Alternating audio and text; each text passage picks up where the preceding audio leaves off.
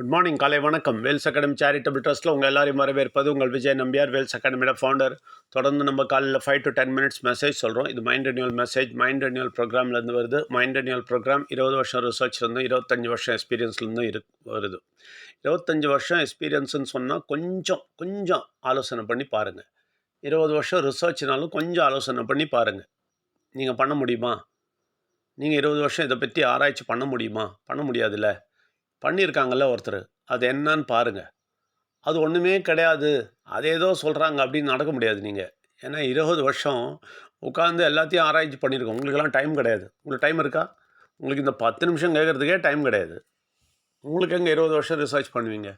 நீங்கள் பண்ண முடியாதுன்றதால தான் பண்ணிவிட்டு 20 வருஷம் எக்ஸ்பீரியன்ஸும் பண்ணிவிட்டு சொல்கிறோம். அதனால் அந்த இடத்துலையாவது கொஞ்சம் யோசிக்கணும். ஓகே, 20 வருஷம் ரிசர்ச் பண்ணியிருக்காரே, ஏதோ நிறைய பார்த்துருக்கிறாரே, அது தெரிஞ்சுக்கலாம் அப்படின்ற மனசோட கேளுங்க. ஏதோ எல்லாமே உங்களுக்கு தெரிஞ்ச மாதிரியும் இதுலேருந்தும் ரிசர்ச் என்னத்தை பண்ணார், ஒன்றும் கிடையாது, என்ன எக்ஸ்பீரியன்ஸ், ஒன்றும் கிடையாது அப்படி கேட்காதீங்க. தயவு செய்து அப்படி கேட்காதீங்க. கொஞ்சம் அந்த அந்த ரெஸ்பெக்ட் கொடுத்து கேட்டிங்கன்னா உங்களுக்கு நல்லது. ஏன்னா உங்களுக்கு ரொம்ப டெப்த்தில் நிறைய விஷயங்கள் தெரிய வரும். இதை பாருங்கள், இங்கே வர்றவங்களுக்கெல்லாம் தெரியும், அவங்க நல்லா கேட்குறாங்க. அவங்களுக்காக நான் இதை சொல்லலை. உங்களுக்கு அனுப்பியிருக்காங்க பாருங்கள், உங்களுக்கு அனுப்புகிறாங்க, இல்லை உங்களுக்கு எப்படி தான் இந்த மெசேஜ் கிடைக்குதுன்னு பாருங்களேன். அப்போது ஏதோ ஒருத்தர் ஏதோ சொல்கிறாருன்னு சொல்லிட்டு கேட்கக்கூடாதுன்றதால் தான் முதல்ல நம்ம அந்த வேர்டை எப்போவுமே சொல்கிறோம். 20 வருஷம் ரிசர்ச்லேருந்தும் 25 வருஷம் எக்ஸ்பீரியன்ஸ்லேருந்தும் சொல்கிறோம். ஏன்னா ஏதோ ஒருத்தர் ஏதோ தோணுனது பேசுகிறாருன்னு நினைக்கவே கூடாது. நீங்கள் தோணுனது பேசவே இல்லைங்க. ரொம்ப பாடுபட்டிருக்கோம், ரொம்ப தியாகம் பண்ணியிருக்கோம். ரொம்ப தியாகம் பண்ணி இறங்கி அதுக்காக உயிரை கொடுத்து பண்ணியிருக்கோம். அதனால் இந்த விஷயம் இப்படிலாம் செஞ்சு ஒரு ஆள் சொல்லும்போதாவது கேளுங்க. அதையும் நம்ம கேட்காம அப்படியே நடப்போம்னா யாருமே காப்பாற்ற முடியாதுங்க. யாருமே காப்பாற்ற முடியாது. ஏன்னா எங்கள் சித்தாந்தம் தான் கரெக்டு, நாங்கள் செய்கிறது தான் கரெக்டு அப்படின்னே நீங்கள் நினச்சிட்டே இருந்தீங்கன்னு வச்சுங்களேன், யாருமே காப்பாற்ற முடியாது உங்களை. பிரச்சனை வரும்போது தான் தெரியும். பிரச்சனை வரும்போது தான் தெரியும். இப்போல்லாம் அப்படியே இருப்பீங்க. பிரச்சனை வரும்போது தான் ஐயோ அப்பா நாங்கள் எங்கே ஓடுறீங்க பாருங்கள். அதை அவாய்ட் பண்ணுறதுக்கு தான் நம்ம இந்த வழியை சொல்கிறோம்.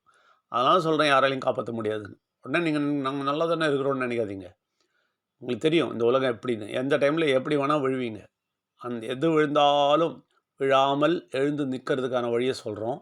அதனால் தயவு செய்து 20 வருஷம் ரிசர்ச்சும் 25 வருஷத்துலேயும் எக்ஸ்பீரியன்ஸ்லேயும் ஏதோ இருக்குது, நிச்சயமாக இதை கவனமாக கேட்போன்ற மனதோடு கேளுங்க.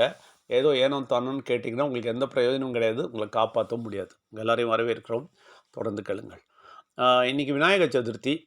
விநாயகருக்கு பிடித்த படையல் என்னன்னு சொல்ல போகிறேன். ஓகே, விநாயகருக்கு பிடித்த படையல் என்னன்னு சொல்ல போகிறேன். சொல்கிறதுக்கு முன்னாடி ஒன்று சொல்கிறேன். இந்த உலகத்தை படைத்து இந்த உலகத்தில் பெரிய சிருஷ்டியெல்லாம் பண்ணி எல்லாம் விடுங்க, சிருஷ்டியெல்லாம் பண்ணதுன்னு சொன்னால் உங்களுக்கு புரியாது. அந்த உங்களோட வார்த்தையை வச்சே சொல்கிறேன். வினை தீர்த்த விநாயகர் சொல்கிறீங்க. உங்கள் எல்லார் வினையும் தீர்த்து, உங்கள் வினையெல்லாம் தீர்த்து, உங்கள் பிரச்சனையெல்லாம் தீர்த்து, உங்களை அழகாக அற்புதமாக நடத்துகிற ஒரு கடவுளை யானையை பார்ப்பீங்களா? என்ன விதத்தில் அங்கே நியாயம்? என்ன விதத்தில் நியாயன்ற? ஓம் என்ற வார்த்தை மனிதனாக வந்தது. அதை நீங்கள் யானையை பார்ப்பீங்களா, குரங்கா பார்ப்பீங்களா, அப்படிலாம் பார்ப்பீங்களா? எவ்வளோ பெரிய தப்புன்னு நினச்சி பாருங்கள். பயங்கரமான தப்பு பண்ணுறீங்க, பயங்கரமான பாவம் பண்ணுறீங்க, பயங்கரமான பாவம். இதனால தான் இந்தியா அப்படியே கீழே அப்படியே குட்டிச்சவராக போயின்ட்டுருக்கு. என்ன காரணம்னா, அவ்வளோ பெரிய கடவுளை, அதாவது உங்கள் வினையெல்லாம் தீர்த்ததுன்னு சொல்கிறீங்க, வினை தீர்த்த விநாயகர்னு சொல்கிறீங்க, சத்தமாக சொல்கிறீங்க, வினை தீர்த்த விநாயகர் அப்படின்றீங்க. அவ்வளோ வினை தீர்த்தவரை நீங்கள் ஒரு யானையை வச்சுருவீங்களா மூலையில்? அது எப்படிங்க நியாயம்? அவர் எப்படி யானையை மூலையில் உட்காந்துருவார்? என்னெல்லாம் கிண்டல் பண்ணுறீங்க பாருங்கள். யானை தலை வைக்கிறீங்க, அதுக்கப்புறம் எலி அவருடைய வாகனம்ன்றீங்க. கொஞ்சமாவது லாஜிக் இருக்கா? நினச்சி பாருங்கள். எலி நம்ம ஏறி உட்காந்தாலே செத்து போயிடுமே. எலி மாரி ஏறி உட்காந்து பாருங்கள். ரண்யரட்சகனா ஏதோ ஒரு ராட்சசன் வந்து சண்டை போட்டானா, அப்புறம் அவனை எலியாக மாக்கிட்டாரான். என்னெல்லாமோ கதை விட்ருக்காங்களே, இதெல்லாம் கேட்டுட்ருக்கீங்களே, இதுக்கும் கடவுளுக்கும் என்னங்க சம்மந்தம்? எலியாக வாகனமாக மாற்றிட்டு அது மேலே ஏறி உட்காந்தாருன்னா எப்படி நீங்கள் நம்புறீங்க அதை? ஏன் இந்த மாதிரி லாஜிக் இல்லாமல் பார்த்துட்ருக்குறீங்க? அதனால் அவருடைய படையலை பற்றி கொஞ்சம் யோசிக்கணும். இவ்வளோ பெரிய கடவுள் உங்கள் வினையெல்லாம் தீர்க்கிற கடவுள், உங்கள் பிரச்சனையெல்லாம் தீர்க்கிற கடவுள், உங்களை நிம்மதியாக வச்சுக்கிற கடவுளை நீங்கள் கடவுளுக்கு நீங்கள் உருளைக்கிழங்குன்ற மாதிரி கொழுக்கட்டை கொடுப்பீங்களா? இல்லை சுண்டல் கொடுப்பீங்களா? என்னங்க கிண்டல் பண்ணுறீங்க? ம் அவர் அவ்வளோ உலகத்தையே படைச்சவர், ரைட்டா? உங்கள் வினையெல்லாம் தீர்த்தவர், தீர்த்துட்டு அங்கே உட்கார்றாரு. நீங்கள் அவருக்கு கொழுக்கட்டை பண்ணி கொடுப்பீங்களா? இல்லை சுண்டல் பண்ணி கொடுப்பீங்களா? கிண்டலாக இருக்குல்ல? கிண்டலாக இல்லை? ரொம்ப கிண்டலாக இல்லை? கடவுளே கிண்டல் பண்ணல நம்ம நினச்சி பாருங்கள். அப்புறம் இன்னொரு விஷயம் என்னென்னா, வருஷத்தில் ஒரு தடவை தான் நினைப்பீங்களா அவரை? நாங்கள் தினமும் நினைக்கிறேங்க. தினமும் பிள்ளையானவரை பற்றி தினமும் நினைக்கிறோம். கடவுளானவர், பிள்ளையானவர், உயிரானவர்னு வாய்க்கிழியே சொல்லிகிட்டே இருக்கிறோம். டெய்லி காலையிலையும் சாயங்காலமும் சொல்லிகிட்டு இருக்கோம். எங்களை பார்த்தா உங்களுக்கு கிண்டலாக இருக்குது. நீங்கள் வருஷத்துக்கு ஒரு தடவை தான் கும்பிடுவீங்க, அப்படியா? நியாயமா அது? உங்கள் வினையெல்லாம் தீர்த்தவரை வருஷத்துக்கு ஒரு தடவை, அது கூட எடுத்துகிட்டு வந்து கல்லாக வச்சு அங்கே வச்சுட்டு தூக்கிட்டு போய் குளத்துல விசிறி அடிக்கிறது, இது நியாயமா? எல்லாமே பாருங்கள், நல்லா கவனிங்க. இது முழுசாகவே நீங்கள் கெட்ட சக்தி சொல்கிறத அழகாக செய்கிறீங்க. கெட்ட சக்தி உங்கள் தலையில் ஏறி பிடிச்சிருக்கிறான். பிடிச்சி இதெல்லாம் செய்டான்னு சொல்லிட்டான். சொன்ன உடனே நம்ம செஞ்சுருக்குறோம். நானும் இதான் செஞ்சேன். 35 வயசு வரைக்கும் இப்படி தான் செஞ்சேன். உண்மையாகவே அது கடவுள் வந்து கண்ணு திறந்தால் தான் உங்களுக்கு கண்ணு திறக்கும். அது வரைக்கும் நீங்கள் செய்கிறதெல்லாம் கரெக்டாக நினச்சிட்டு போயிட்டே இருப்பீங்க. எல்லாம் கரெக்டு தான், கும்பிட்டுட்டு டீப் போயிட்டே இருக்கலாம், கடவுளை என்ன பண்ணுவார் அப்படின்னு நினச்சிட்டு இருக்கிறீங்க. அந்த நினைப்பு உங்களுக்கு கொடுத்தது கெட்ட சக்தி. நல்லா புரிஞ்சுங்க. கெட்ட சக்தின்னு ஒன்று இருக்குது. உங்களை புரிய விடாமல், ஒன்றும் தெரிய விடாமல், கடவுளை தெரிய விடாமல், உங்களை கீழே போட்டு மிதித்து உங்களுக்கு எல்லா பிரச்சனையும் கொடுக்கணும்னு ஒருத்தன் இருக்கிறான். அவன் உங்களுக்கு பிரச்சனை கொடுக்கணுன்னா ஒரு வழி தான் இருக்குது. என்ன வழி தெரியுமா இருக்குது அவனுக்கு? உங்களுக்கு பிரச்சனை கொடுக்கணுன்னா ஒரே ஒரு வழி என்ன தெரியுமா இருக்குது? கடவுளை பற்றி தெரிய விடாமல் பண்ணணும். அவ்வளோதான் அவன் ட்ரிக்கே. அவனோட மெயின் ட்ரிக் என்ன தெரியுமா? கடவுளை பற்றி நீங்கள் உங்களை தெரிய விடாமல் பண்ணணும். பிள்ளையாரை பற்றி சுத்தமாக தெரியவே கூடாது, உங்களுக்கு சுத்தமாக தெரியக்கூடாது. அதனால தான் அந்த எக்ஸ்ட்ரீம் கொண்டு போய் போட்டான் அவங்கள. சாதாரணமாக போடல பாருங்கள், எங்கே கொண்டு போய் போட்டான் பாருங்கள். அவரை அவரை வந்து யானை தலை வச்சு யானையாக்கி, எலியை மேலே உட்கார்றாருன்னு ஒரு கதையை உருவாக்கி, குழக்கட்டை கொடுங்க, சுண்டலை கொடுங்கன்னு கதையை விட்டு, உங்களை ஈஸியாக சுண்டலை குழக்கட்டையை சென்ட்டு நல்லா நீங்கள் சாப்பிடுவீங்க. நீ கண்டுக்கோ, நான் கொண்டுக்கிறேன்னு. அவ்வளோதானே? இதெல்லாம் பண்ண வைக்கிறது யாருன்னு யோசிச்சு பாருங்கள். இதெல்லாம் பண்ண வைக்கிறது உங்கள் பாட்டியெல்லாம் கிடையாது. கெட்ட சக்தி காலமாக செஞ்சுருக்கிறான்.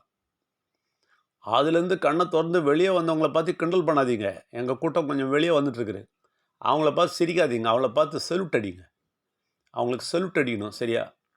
யாரெல்லாம் புரிஞ்சுக்கிட்டு நம்ம கூட வராங்களோ அவங்களுக்கு செல்யூட் அடிக்கணும். அவங்க கிண்டல் பண்ணி அவங்க மென்டல்னு சொல்லக்கூடாது. அவங்கள பலமாக செல்யூட் அடிக்கணும். ஏன் தெரியுமா? தப்பிச்சுட்டுருக்காங்க பாருங்கள். உங்கள்கிட்ட உங்களை மாதிரி மாட்டிக்காமல் அதுலேருந்து தப்பிச்சு வெளியே வந்திருக்காங்க பாருங்கள். முடிஞ்சால் அவங்க கூட சேர்ந்து நீங்களும் வெளியே வர பாருங்கள். முட்டாள்தனங்கள்லேருந்து வெளியே வாங்க. கெட்ட சக்தி பண்ணுற தந்திரத்துலேருந்து வெளியே வாங்க. சரியான தந்திரம் பண்ணி உங்களை கீழே போட்டு மிதித்து, காலால் மிதித்து சட்னி ஆக்கிட்டு இருக்கிறான், தெரிஞ்சுங்க. அப்புறம் எதனா கஷ்டம் வந்தால், வியாதி வந்தால், இல்லை கடன் எக்கச்சக்கமாக வாங்கிக்கிறது. அப்புறம் பண கஷ்டம்னு சொல்ல வேண்டியது. ஏன்னா கடவுள் ஞானம் இல்லாமல் இருந்திருக்கோம். நம்மளுக்கு கடவுள் ஞானம் இல்லாமல் எல்லாத்தையும் லோனாக வாங்கி இஎம்ஐயாக போட்டுக்கிட்டு பணத்தை மேனேஜ் பண்ணாமல் இருந்தது யார்? நம்ம தான். கடவுள் ஞானம் இல்லாததால். விநாயகரின் ஞானம் வேணும். விநாயகரின் ஞானம் எப்படி வரும்? அவரை கிண்டல் பண்ணால் எப்படிங்க விநாயகர் ஞானம் வரும்? அந்த விநாயகர் ஞானம் வராதால் தான் பண கஷ்டத்துக்குள்ளே மாட்டிக்கிட்டீங்க. விநாயகர் ஞானம் இல்லாதால் தான் வியாதிக்குள்ளே மாட்டின்னு இருக்கிறீங்க. விநாயகர் ஞானம் இல்லாதால் தான் குழப்பத்திலும் சண்டையிலையும் பிரச்சனையிலையும் மாட்டின்னு இருக்கிறீங்க. அதனால் கிளியராக புரிஞ்சுங்க. நம்ம நிறைய தவறுகள் பண்ணி கொண்டிருக்கிறோம். இந்த தவறுகளிலிருந்து தப்பிக்க பாருங்கள். தவறுகளிலிருந்து விடுவித்து கொள்ளுங்கள் உங்களை. நிச்சயமான உண்மைக்குள்ளே வாங்க, வெளிச்சத்துக்கு வாங்க. பயங்கர பவர் கிடைக்கும், பயங்கர சக்தி கிடைக்கும். கெட்ட சக்தியை போட்டு மிதிப்பீங்க. எங்கள் கூட இருக்கிற கூட்டம் இருக்குதுல்ல, அது ஃபுல்லாக கெட்ட சக்தியை போட்டு மிதிச்சுன்னு இருக்கு. இப்போ அது மாதிரி கூட சேர்ந்து மிதிக்கிறதா தான் மிதிங்க. மிதித்து எழும்பி நல்ல வாழ்க்கை வாழுங்க. இந்த மாதிரி முட்டாள்தனம்லாம் பண்ணிக்கிட்டு சும்மா யானை தலை வச்சுக்கிட்டு அதுக்கு ஒரு நாளை வச்சுக்கிட்டு சும்மா ட்ராமா பண்ணிக்கிட்டு விநாயகரை கிண்டல் பண்ணாதீங்க. எங்களை மாதிரி மரியாதை கொடுங்க.